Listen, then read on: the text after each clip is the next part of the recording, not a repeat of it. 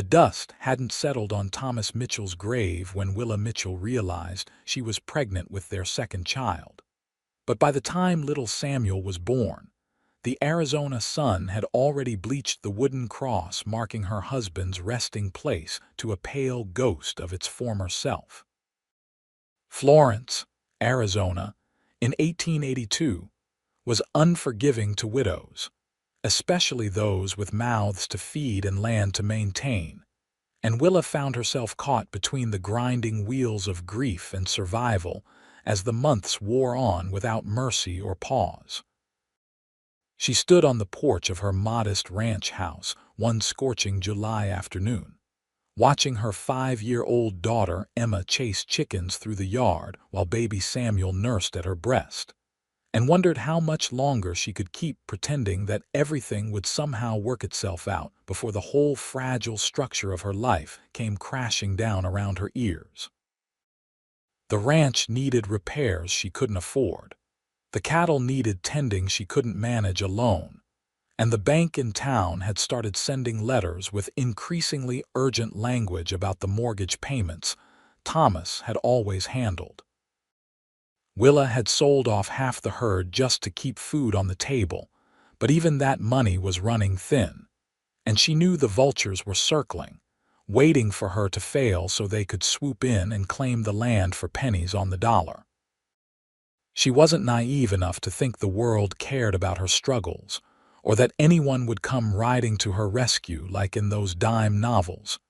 She used to read before life taught her that heroes were in short supply, and reality had teeth that bit deep. The sound of hoofbeats brought her head up sharply, her free hand instinctively moving to the rifle she kept propped beside the door. A lone rider was approaching from the east, silhouetted against the brilliant sky, and Willa's heart hammered in her chest as she tried to determine whether this was friend or foe. Florence sat near enough to the Gila River that travelers pass through regularly, but a woman alone with children learned quickly that not all strangers came with good intentions, and the isolation of her ranch meant that screaming for help would only waste breath that could be better spent fighting. The rider drew closer, and Willa could make out more details now. He sat tall in the saddle, his movements easy and confident, and he wore the dusty, practical clothing of a working cowboy rather than the flashy getup of a gambler or the dark suits favored by the land speculators who had been sniffing around her property. His horse was a sturdy bay gelding that looked well cared for but not fancy, and as he approached the yard, he removed his hat in a gesture of respect that immediately eased some of the tension coiled tight in Willa's shoulders. "Madam," he called out, stopping a polite distance from the porch. "Name's Benjamin Xerxes, and I'm looking for work. Heard in town there might be a ranch out this way that could use a hand." Willa studied him carefully, noting the sun-weathered face that suggested he was somewhere in his late 20s, the calloused hands that spoke of hard labor, and the direct gaze that met hers without presumption or disrespect. He had dark hair that curled slightly at his collar, a strong jaw shadowed with stubble, and eyes the color of coffee that held a mixture of hope and weariness she recognized all too well. "Who told you that?" she asked, her voice sharper than she intended.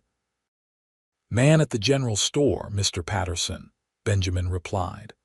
"Said the Mitchell ranch might need help, that Mr. Mitchell had passed and left behind a wife trying to manage alone. I've been working ranches since I was old enough to sit a horse, and I'm good with cattle, repairs, and anything else that needs doing. I'm honest, I don't drink to excess, and I'm willing to work for fair wages and a place to sleep." Willa felt Emma pressing against her skirts, peering out at the stranger with wide, curious eyes. Samuel had fallen asleep at her breast, his tiny fingers curled against her skin, and she shifted his weight carefully as she considered the offer that seemed too good to be true because, in her experience, things that seemed too good to be true generally were. "I can't pay much," she said bluntly. Money's tight, and I won't lie about that. I'm not asking for much, Benjamin said. Just enough to get by and maybe save a little. I've been drifting for a while now, and I'm looking to settle somewhere for a spell, do some honest work for honest people.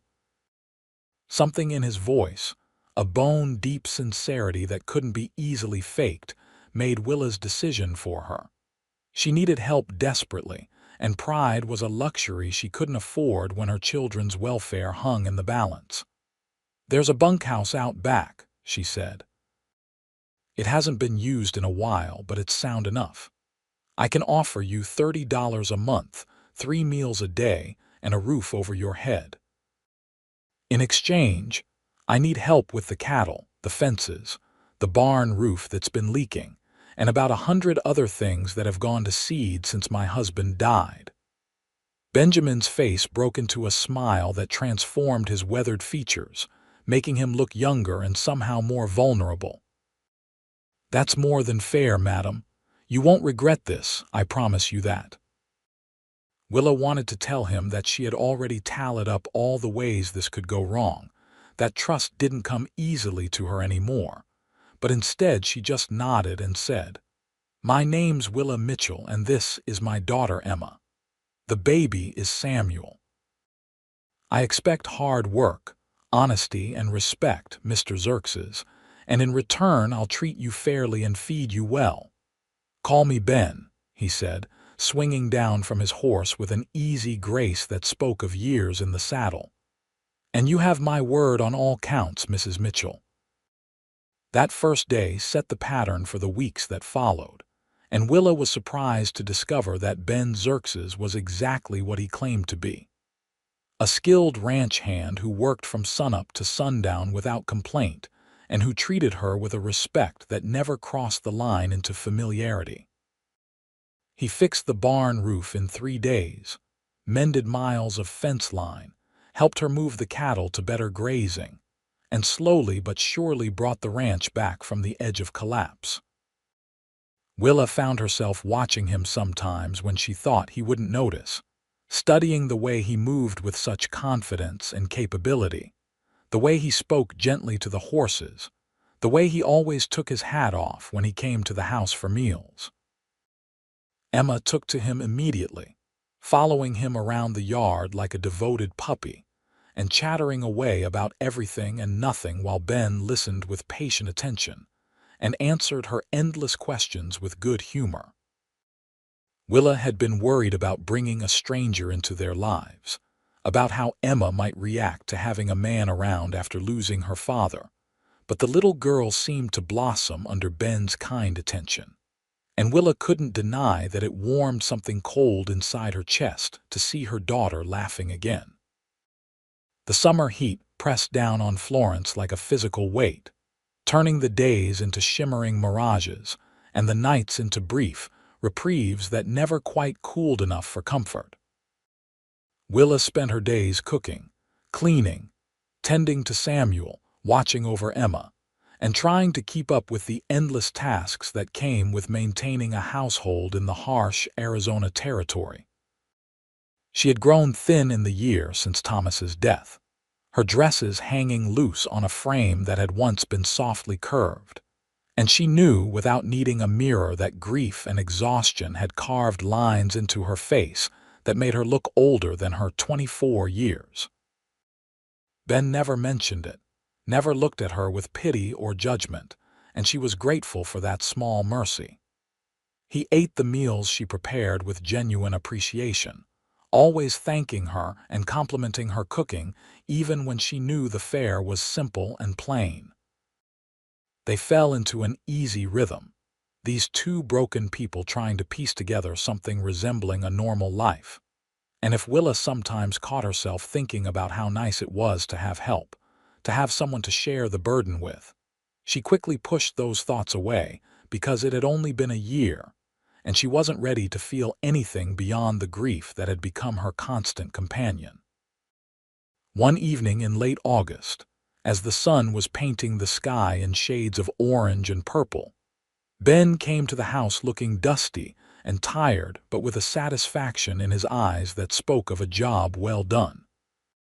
Willa was sitting on the porch with Samuel in her lap and Emma playing at her feet, enjoying the slight cooling that came with sunset, and she looked up as Ben approached with a question in her gaze.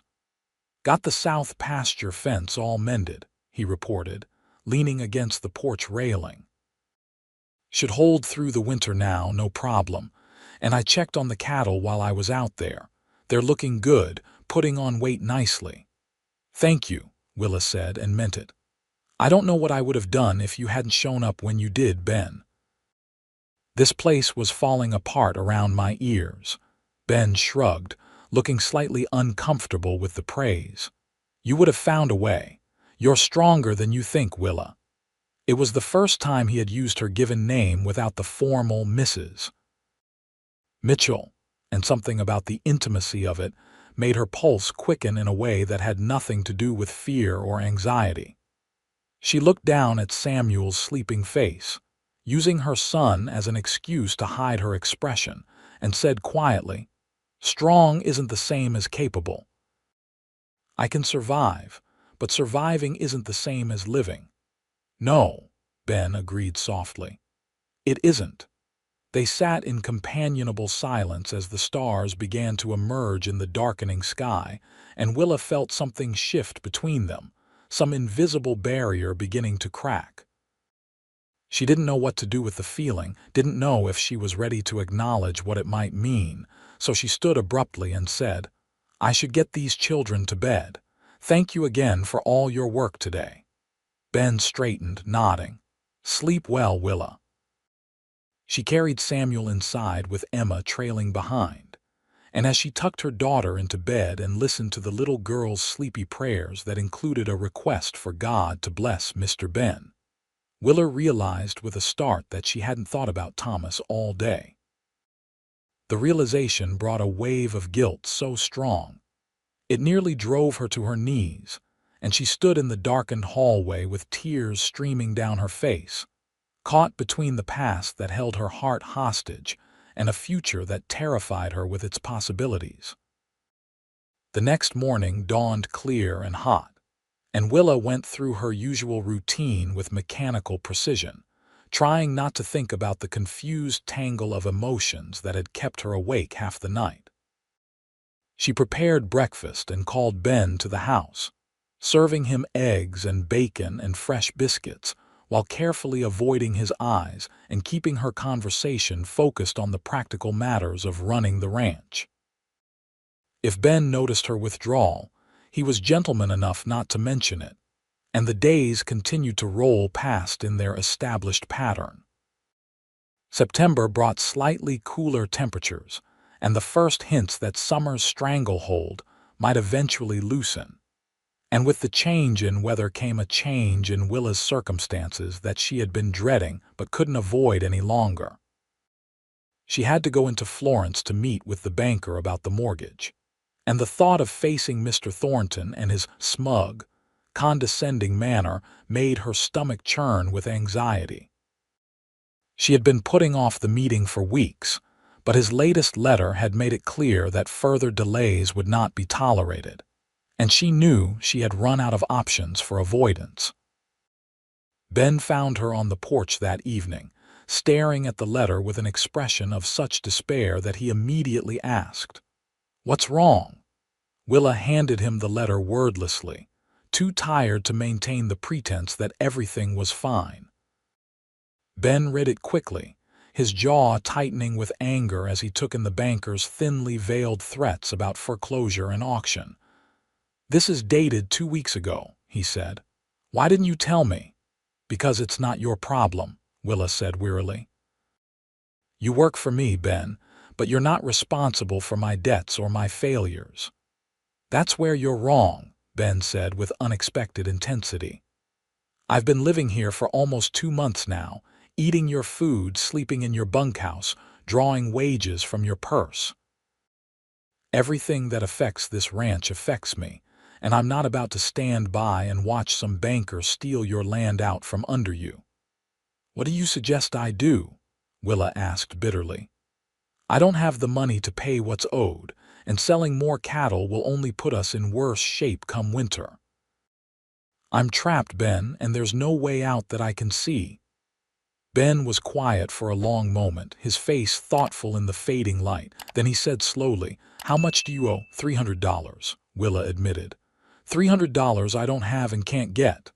"I have it," Ben said. Willa stared at him in shock. "What?" "I have $300, Ben repeated. "Saved up from years of working different ranches, living cheap, and putting aside every penny I could. I was saving it to maybe buy some land of my own someday, but that can wait. Let me pay off the mortgage."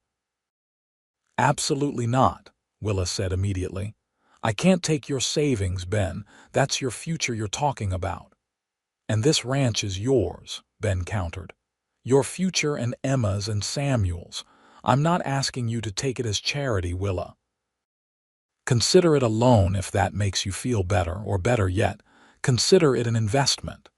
Make me a partner in the ranch, give me a stake in what we're building here, and let me help you save what your husband worked so hard to create." The offer was so unexpected, so generous, that Willa felt tears spring to her eyes. "Why would you do that?" she whispered. "You barely know me."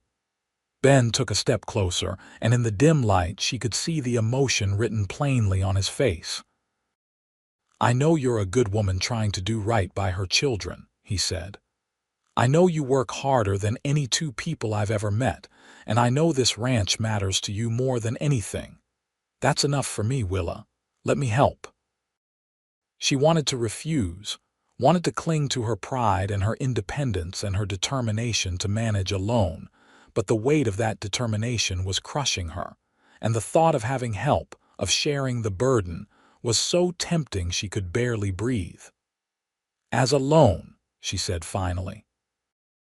"I'll pay you back every penny with interest as soon as I'm able." "As a loan," Ben agreed, though the smile playing at the corners of his mouth suggested he had no intention of ever collecting. "We'll go into town tomorrow and settle things with the bank."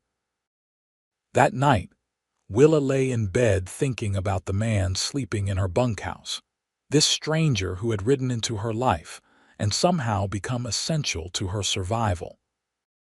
She thought about Thomas, about the love they had shared and the life they had planned, and she felt the familiar ache of loss that never quite went away. But underneath the grief, fragile and new, was something else. A tentative hope that maybe, just maybe, there was still life to be lived beyond mere survival.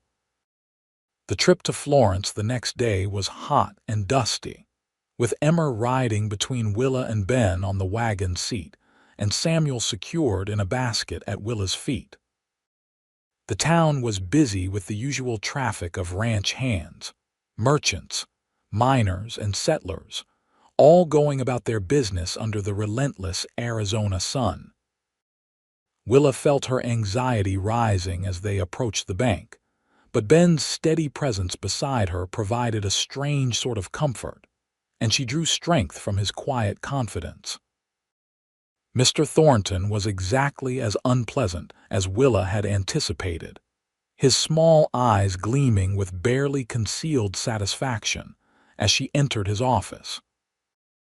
He clearly expected her to beg for an extension, to plead for mercy, and the surprise on his face when Ben calmly counted out $300 in cash was almost worth the humiliation of needing the help in the first place.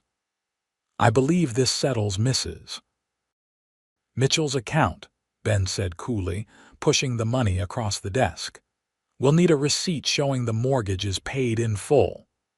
Thornton's mouth worked soundlessly for a moment before he managed to compose himself. "Yes. Well, that's most irregular, but if the debt is settled then I suppose there's nothing more to discuss. I'll have the papers drawn up immediately."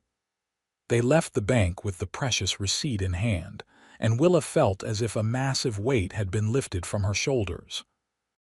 She turned to Ben, words of gratitude tumbling over themselves in her mind, but he just smiled and said, "How about we treat Emma to some candy from the general store?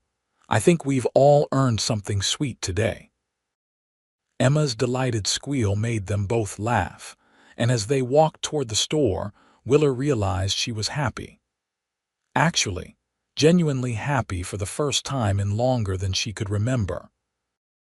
The realization brought a pang of guilt that she quickly suppressed, reminding herself that Thomas would have wanted her to be happy, would have wanted her to live and not just survive. The autumn months that followed were good ones, with the ranch running smoothly under their combined efforts and the specter of foreclosure finally banished. Ben proved to be not just a capable ranch hand but a shrewd manager, suggesting improvements and changes that increased their efficiency and profitability.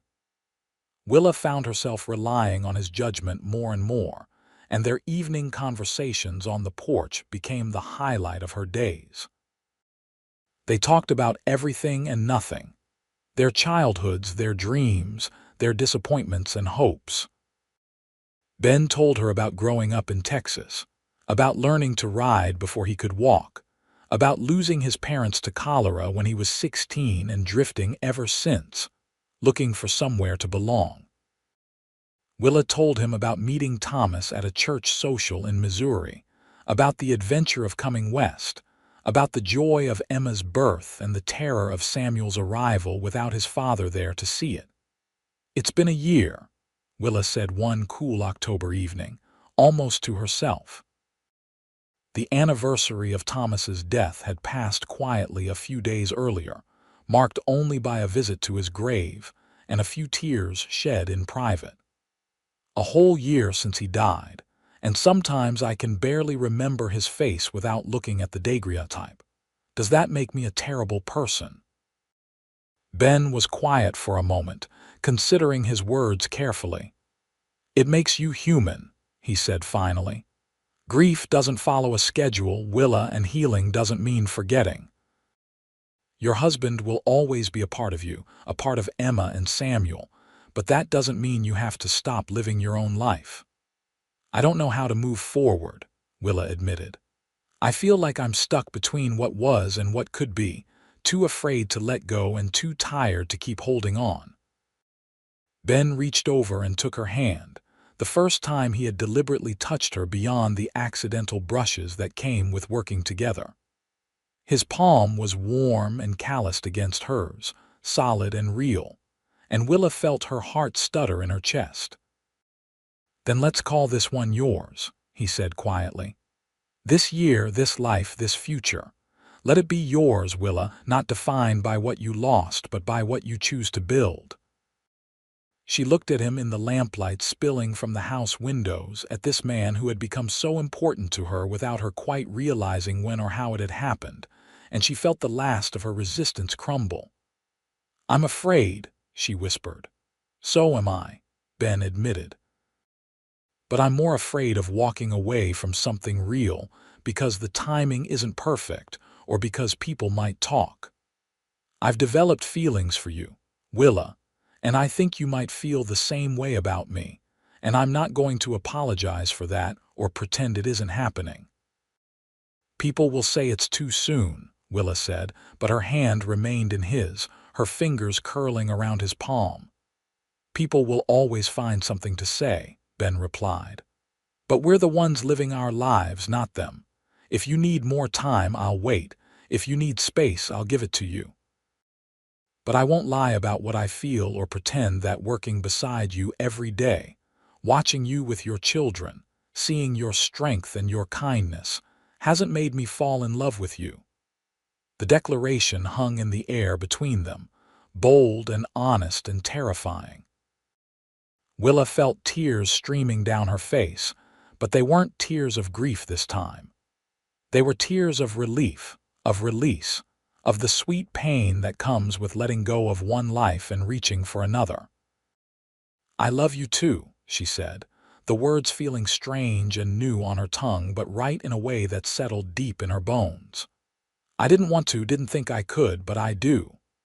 Ben brought her hand to his lips and kissed her knuckles gently, his eyes never leaving hers. "Then let's build something together," he said.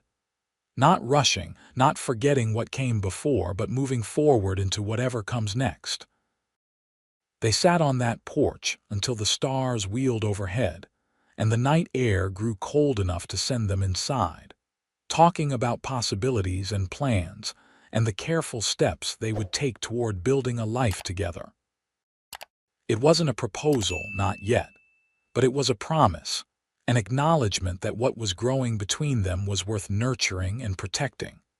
The winter that followed was mild by Arizona standards, with cool nights and pleasant days that made working outdoors bearable. Ben moved through the ranch with a new sense of purpose, no longer just a hired hand but a partner in every sense of the word, and Willa found herself leaning on him in ways that went beyond the practical. They were careful around Emma, not wanting to confuse or upset the little girl, but children are perceptive creatures, and one day Emma announced cheerfully that she liked it when Mr. Ben smiled at her mama, because it made Mama smile too. The simple observation made both adults laugh, and Ben scooped Emma up and spun her around until she shrieked with delight. Watching them together, Willa felt her heart expand with a love that encompassed not just Ben but this whole new life they were building together, and she sent up a silent prayer of gratitude for the unexpected second chance she had been given. As Christmas approached, Ben surprised Willa by riding into Florence and returning with gifts for the children. A wooden doll for Emma and a soft toy horse for Samuel. The extravagance worried Willa until Ben explained that he had been doing some work for neighboring ranches on his days off, earning extra money that he wanted to spend on the family that had come to mean everything to him. "You don't have to buy their affection," Willa said gently. "They already love you, I know," Ben said, looking almost shy. "But I wanted to give them something, wanted them to have a good Christmas. Last year must have been hard with Thomas so newly gone and all the uncertainty. This year should be better." It was better, gloriously so, with laughter and joy filling the small ranch house in a way it hadn't since before Thomas's death. They decorated with pine branches Ben had hauled down from the mountains, strings of popcorn Emma had helped thread, and candles that made everything glow with warm light. On Christmas Eve, after the children were in bed, Ben gave Willa a gift of her own, a beautiful shawl in deep blue that he said matched her eyes. "It's too much," Willa protested, even as she wrapped the soft wool around her shoulders and felt tears prick her eyes at the thoughtfulness of the gesture. "It's not enough," Ben countered. "Not nearly enough for everything you've given me. A home, a purpose, a reason to stay in one place and put down roots. I've been drifting for 10 years, Willa, and I didn't even realize how tired I was until I found somewhere I actually wanted to stay." Willa reached up and cupped his face in her hands, feeling the scratch of his beard against her palms, and kissed him. It was the first kiss they had shared, sweet and tentative and full of promise, and when they finally drew apart, both of them were trembling. "I want you to stay," Willa whispered. "Not as a ranch hand or a business partner, but as my husband, if you'll have me." Ben's answering smile was brilliant enough to outshine the candles. "Are you proposing to me, Willa Mitchell?" "I suppose I am," Willa said, laughing through her tears. "Is that terribly forward of me?" "It's perfect," Ben said, pulling her close and resting his chin on top of her head. "And yes, I'll marry you. I'll be a husband to you and a father to Emma and Samuel. And I'll spend every day for the rest of my life making sure you never regret taking a chance on a drifting cowboy who showed up on your doorstep looking for work." They were married in early January of 1883, in a simple ceremony at the small church in Florence, with Emma as an excited witness and Samuel gurgling happily in Willa's arms. There were some whispers among the townspeople about the indecent haste of a widow remarrying, but most of the community had seen how hard Willa had worked to keep her ranch going and how helpful Ben had been, and they offered genuine congratulations and well wishes. The wedding night was tender and careful, two people learning each other's bodies and hearts with patience and care. Ben was gentle with Willa, understanding that this was complicated for her, that making love with someone new when her husband's memory was still fresh came with layers of emotion that couldn't be rushed or dismissed. They took their time, building intimacy slowly, and by the time dawn painted the sky outside their window, they had forged a connection that felt solid and real and theirs. Life as a married couple settled into a rhythm that felt natural and right, with Ben now sleeping in the main house and taking his place as the head of the household. He was wonderful with the children, patient with Emma's endless questions and gentle with baby Samuel, and Willa felt her love for him deepen with every passing day. The guilt she had feared would plague her never materialized in the way she expected. Instead, she found a way to hold both her memories of Thomas and her love for Ben, understanding that the human heart had a remarkable capacity for accommodating seeming contradictions. Spring brought new life to the ranch, with calves being born and the desert blooming in unexpected colors after good winter rains. Willa discovered she was pregnant again in April, and the joy on Ben's face when she told him made her cry happy tears. This would be his first biological child, a tangible symbol of the life they were building together, and he approached her pregnancy with a mixture of excitement and nervousness that was endearing. "What if I'm not a good father?" he asked one night as they lay in bed with his hand resting on her still flat stomach. "You're already a wonderful father to Emma and Samuel," Willa assured him. "This baby will be blessed to have you just like they are." The pregnancy progressed smoothly, and Willa bloomed with health and happiness in a way she hadn't during her previous pregnancies. Ben hovered and fussed and drove her slightly crazy with his concern, but she loved him for it, loved the way he cared so deeply about her welfare and their growing family.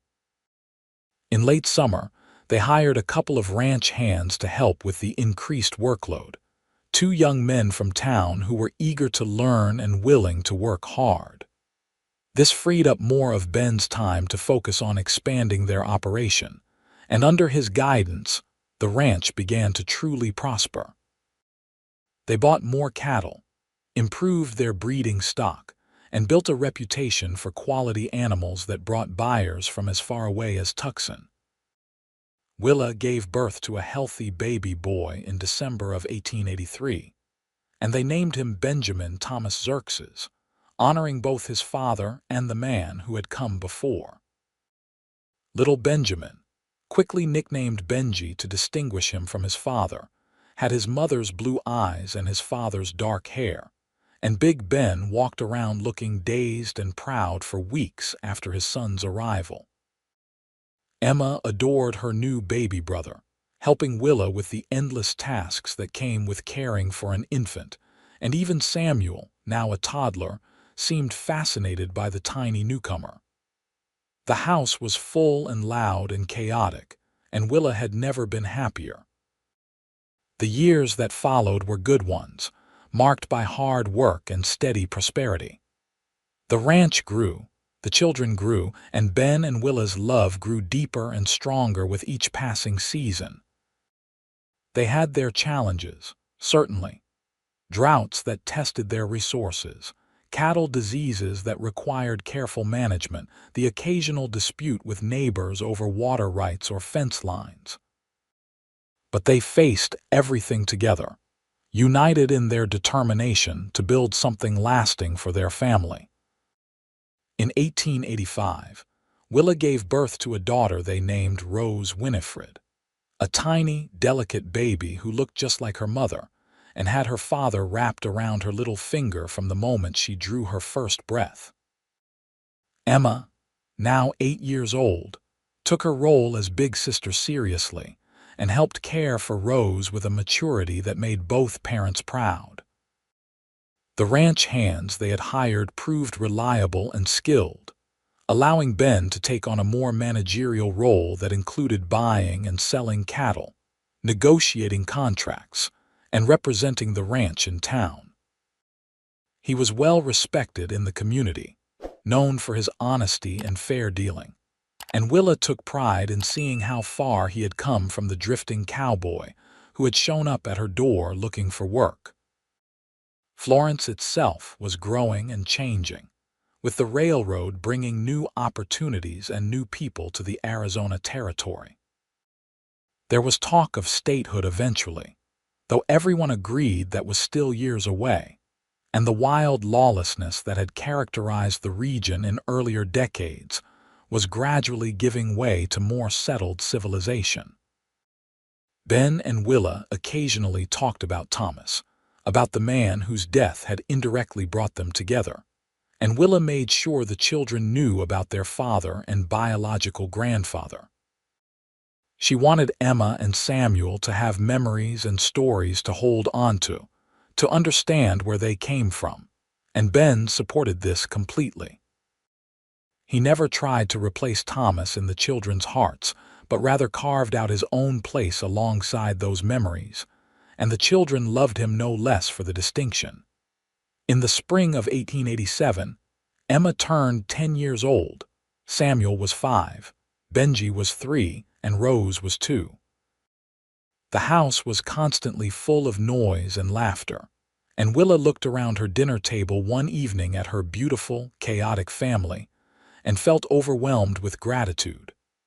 Ben caught her eye and smiled, understanding without words what she was feeling, and reached over to squeeze her hand.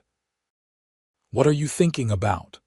he asked later that night as they sat on the porch, a habit they had maintained throughout their marriage.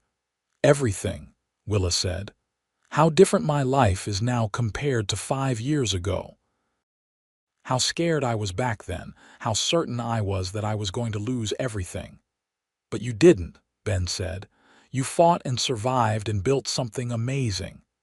"We built something amazing," Willa corrected. "I couldn't have done any of this without you, Ben. You saved me in more ways than just paying off that mortgage." "You saved me right back," Ben said.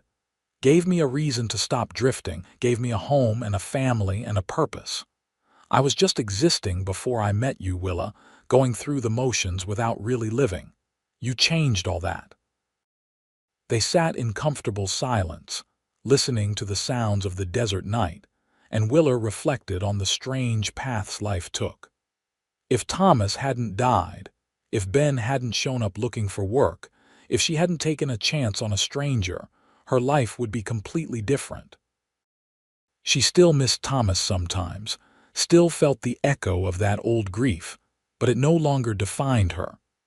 She had found a way to honor the past while embracing the present, and that balance felt like a hard-won victory. The summer of 1887 brought a record heat wave that tested everyone's endurance and patience. The cattle suffered, water became scarce, and tempers ran short as the relentless sun beat down day after day without relief. Ben worked tirelessly to keep the livestock watered and alive, drilling a new well when the old one started to run dry, and Willa did her best to keep the household running smoothly despite the oppressive heat. It was during this difficult time that tragedy struck their neighbors, the Robertson family. A fire broke out in their barn during the hottest part of the day, and despite everyone's best efforts, the structure burned to the ground, taking most of their hay stores and 2 horses with it. The Robertsons were devastated, facing financial ruin, and the community rallied to help them rebuild. Ben organized a barn raising, calling in favors from every rancher and farmer in the area, and Willa coordinated the women in preparing food for the workers. For 3 days, the community came together in a display of neighborly support that reminded everyone why they had chosen to make lives in this harsh but beautiful land.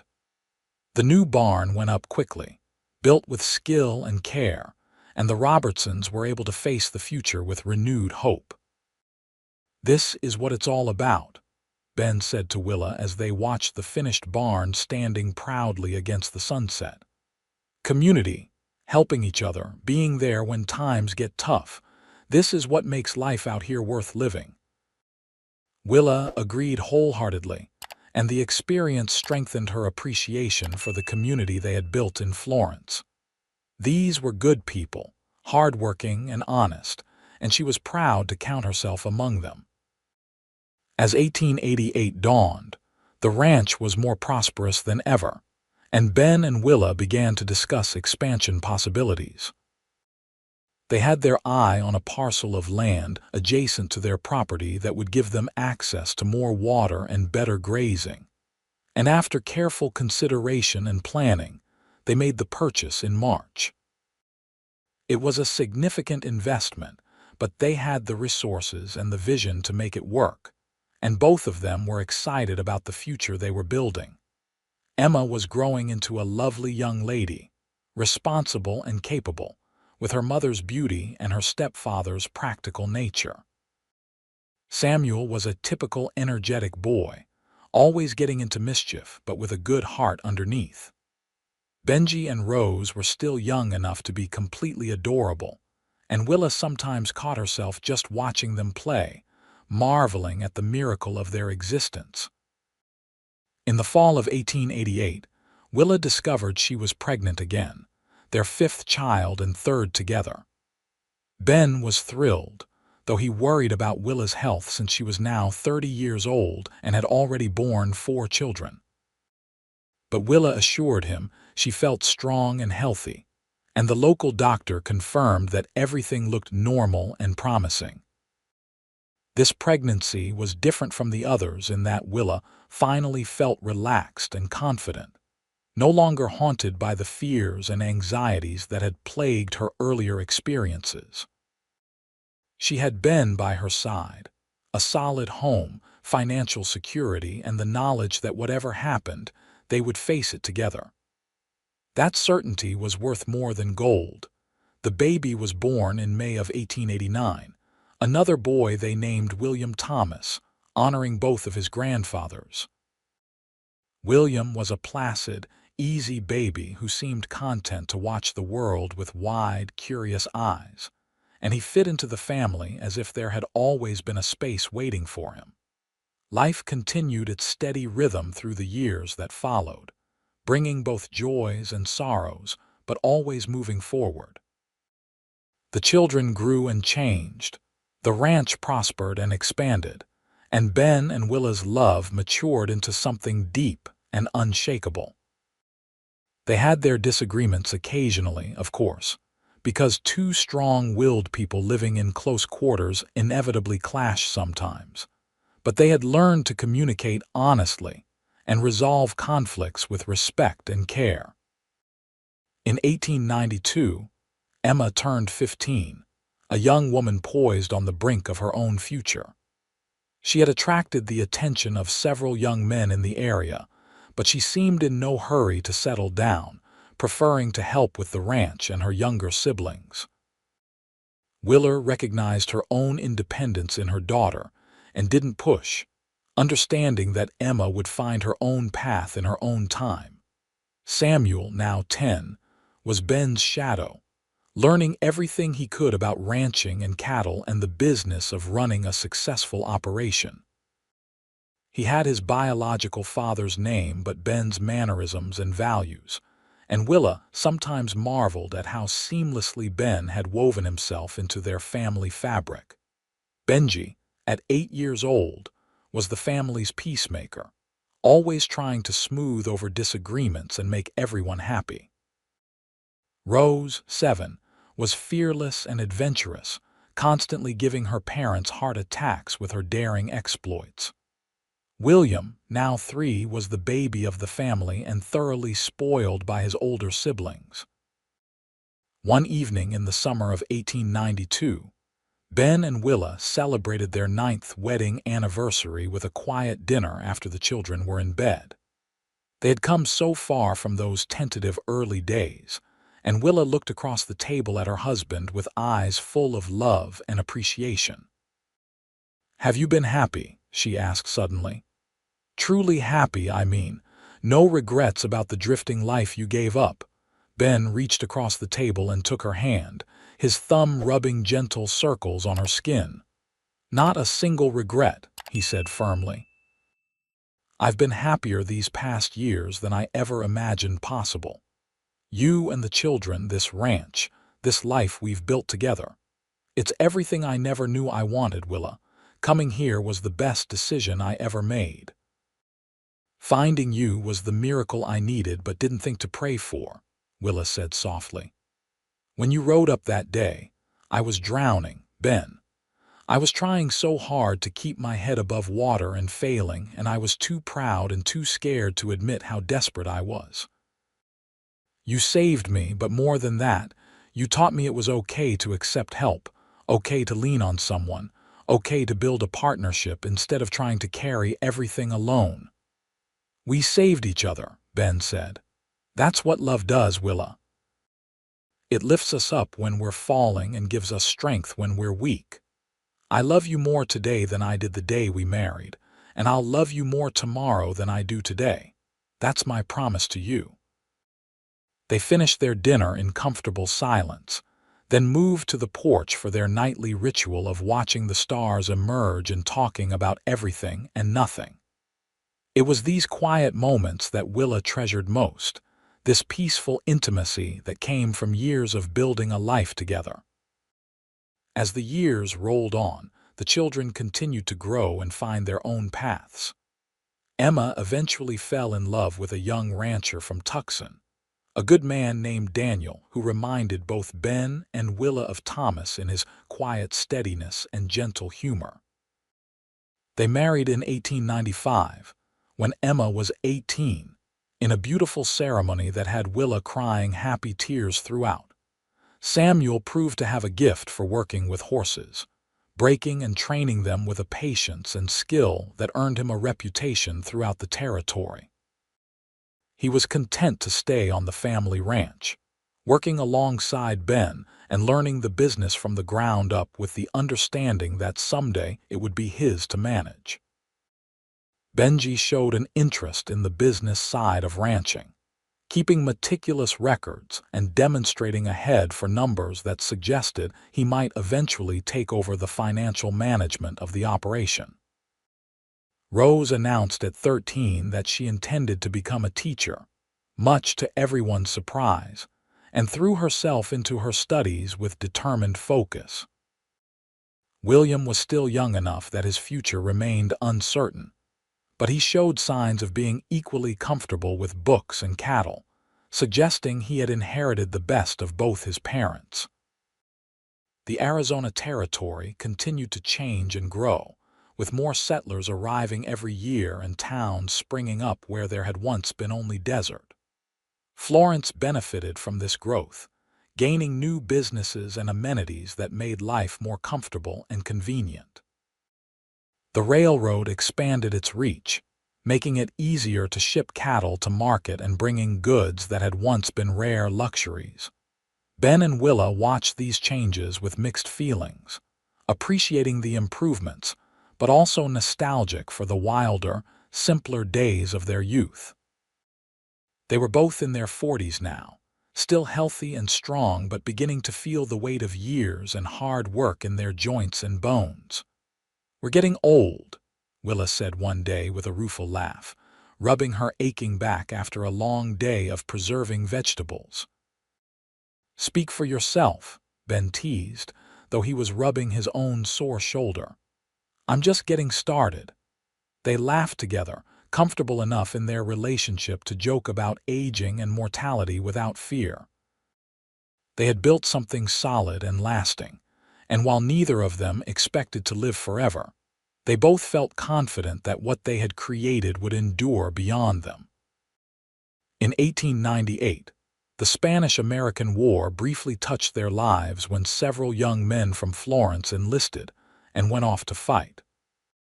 The conflict was short-lived, and most of them returned safely, but it served as a reminder that the world was larger and more complex than the small corner of Arizona they called home. That same year, Willa and Ben celebrated their 15th wedding anniversary, and the entire family gathered for a big celebration. Emma came with her husband Daniel and their two small children, Willa's first grandchildren, and the house was full to bursting with noise and laughter and love. Looking around at her family, 3 generations gathered under one roof, Willa felt a profound sense of satisfaction and completion. "Thank you," she whispered to Ben later that night as they prepared for bed. "For what?" Ben asked, confused. "For everything. For showing up when I needed you most. For loving me and my children. For building this life with me. For giving me more children and more love than I ever thought possible. For all of it." Ben pulled her into his arms, holding her close against his chest where she could hear the steady beat of his heart. "Thank you for taking a chance on a drifting cowboy," he said. "Thank you for letting me stay, for trusting me with your heart and your family, for making me a better man than I ever would have been on my own. I love you, Willa Xerxes, and I'm going to keep loving you until the day I die and probably beyond that too." They held each other in the lamplight, two people who had found each other against all odds and built something beautiful from the ashes of grief and loss. Their story wasn't a fairy tale with a perfect prince and princess, but it was real and hard-won and infinitely precious because of the struggles they had overcome together. As 1899 turned into 1900, bringing with it a new century, Ben and Willa stood on their porch and watched the sun rise over their land. The ranch had grown from the struggling property Willa had been trying desperately to save into one of the most successful operations in the region. Their children were healthy, happy, and finding their own ways in the world. Their love had deepened and matured into something unshakable. "A new century," Ben mused. "Think about all the changes we've seen in just the last 18 years. Imagine what the next 100 will bring. I hope our great-great-grandchildren will stand on this porch someday and remember us," Willa said.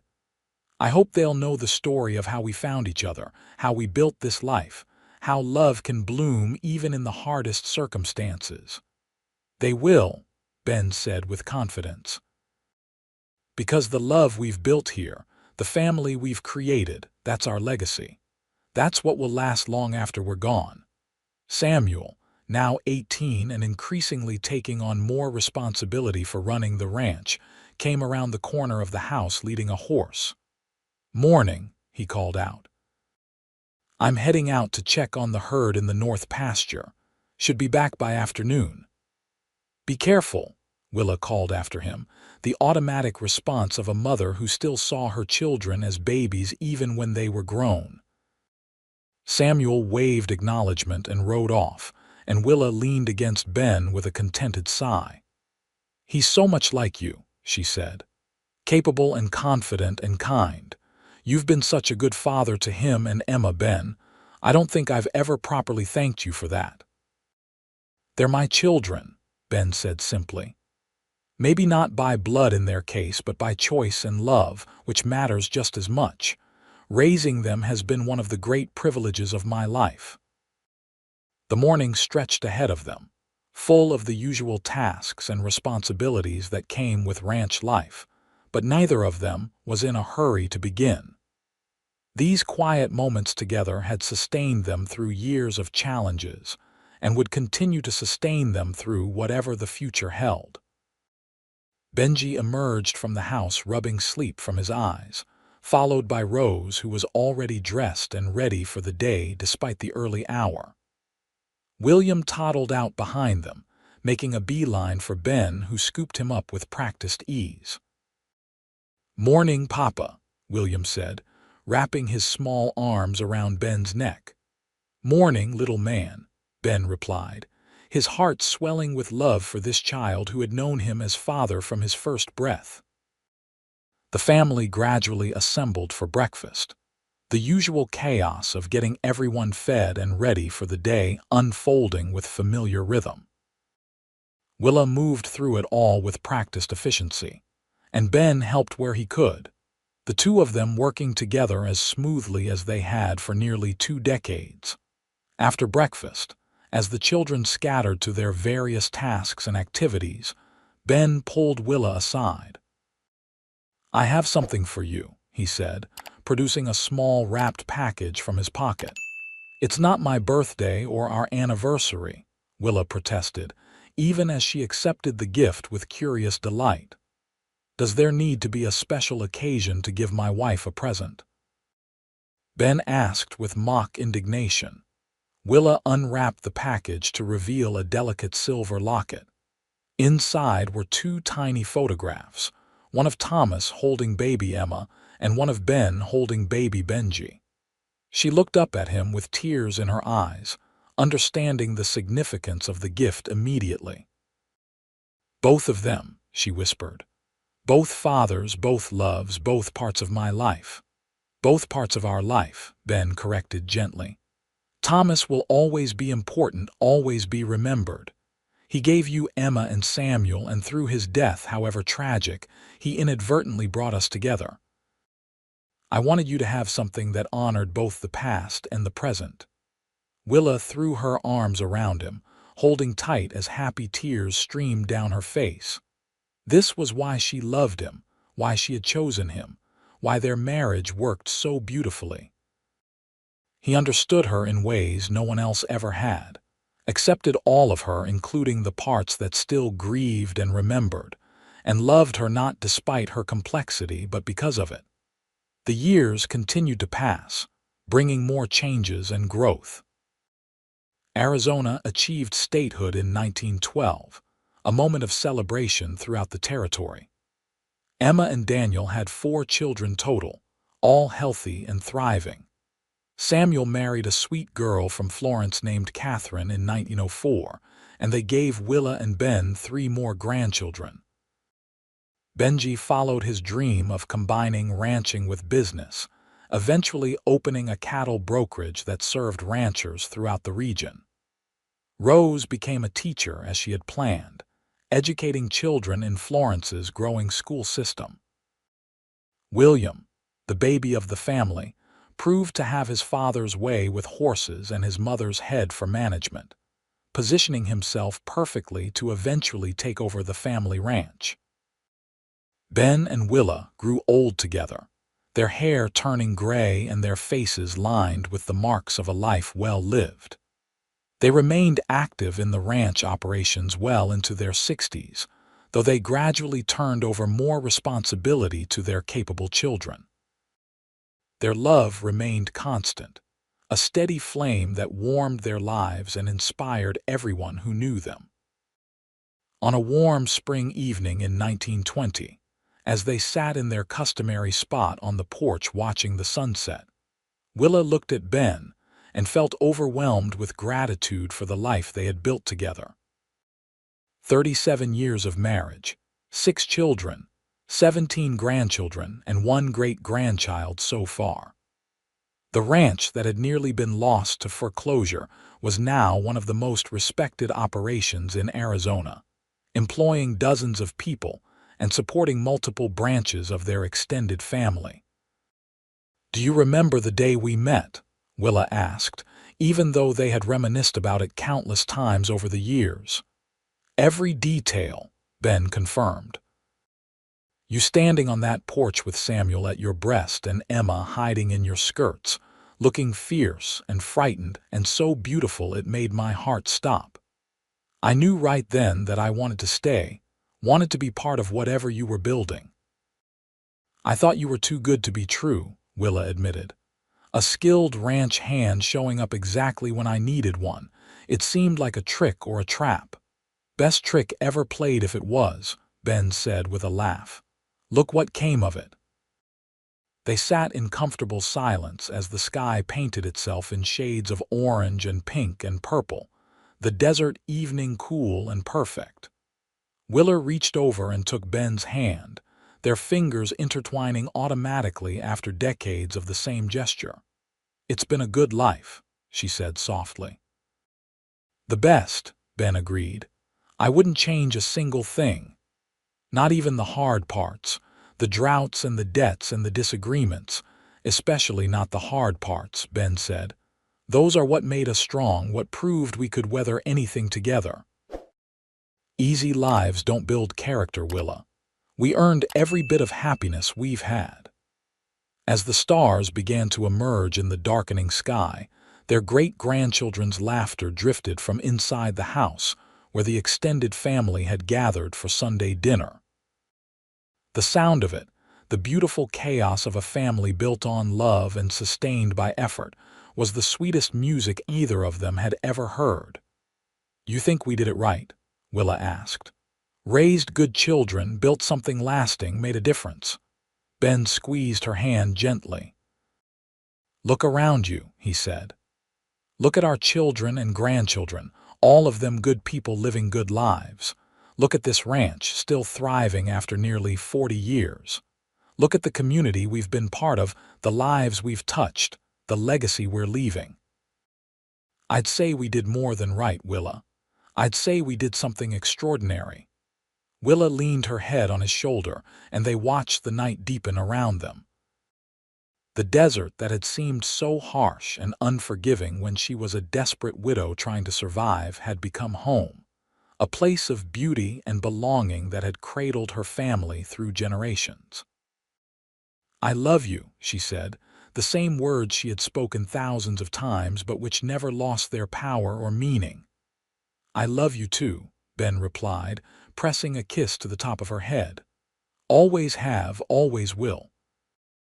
They remained on the porch until late, reluctant to go inside and end this perfect evening. When they finally retired to bed, they held each other close, two people who had found love in unexpected places and built something beautiful from the ruins of loss. Ben and Willa Xerxes lived well into their 80s, remaining active and engaged with their family and community until the very end. They died within 6 months of each other in 1928, their love story complete, but their legacy continuing through the generations they had created. The ranch remained in the family, passed down through William and eventually to his children, a testament to the determination of a widow who refused to give up and the cowboy who loved her enough to stay. On the mantel in the ranch house, carefully preserved and honored, sat two photographs side by side, Thomas Mitchell holding baby Emma and Ben Xerxes holding baby Benji. Both men, both fathers, both essential parts of the family story.